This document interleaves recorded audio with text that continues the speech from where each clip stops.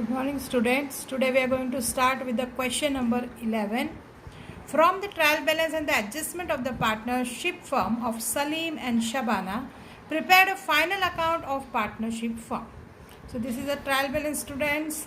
Let us see the items which are there in the trial balance. See, it is a capital account.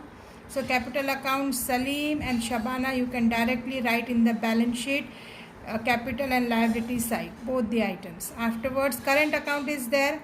Salim 10,000 and Sabana 40,000. So debit balance you are going to write on the debit side of the current account, and credit balance you are going to write on the credit side of the partner's current account. Stock of goods on the asset side, cash balance asset side, current account with the bank asset side, fixed deposit of SBI asset side, debtors and creditors. Debtors on the asset side, creditors on the credit side, means liability side. Salary, P&L, debit side you are going to write. Land and building asset, plant and machinery asset, furniture asset, insurance premium, profit and loss debit side. Leasehold property asset side you are going to write. You are going to leasehold was purchased for 5 years, so you are going to divide by 5 years, that is written off you have to do. Stationery and printing, profit and loss. Bad debts you are going to write on the P&L, and you are going to deduct from that as a BDR. Advertisement expense, profit and loss debit side. Traveling expense, profit and loss debit side. Trading account, this is a GP student, so you have to make a revised trading account, or you can do the calculation and you can write the correct GP also directly in the P&L account.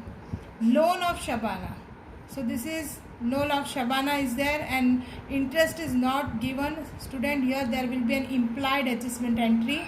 So if interest, partner's interest is not given, then you are going to calculate 6% on 60,000 for 6 months. Clear? So this two effect you are going to give for outstanding interest, P&L debit side, and the second effect balance sheet liability side. Discount reserve, profit and loss credit side, because in the question it is given there is no need for the discount reserve. Let us see the adjustment entry now. The first adjustment entry is Salim withdraw goods of rupees 4,000 for personal use. Student, now you are going to make a revised trading account. In that case, you are going to write a Salim withdraw goods of rupees 4,000 for the personal use. So you are going to write debit side of the current account. Clear? Partner's current account, and you are going to deduct from the purchase. You are going to deduct from the purchase, students. If purchase is not there in the question, you can write on the credit side also.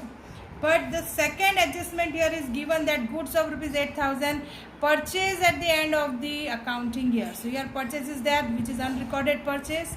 So from that you can deduct this 4,000. Clear? So this there will be a credit effect. You are going to deduct from this 8,000.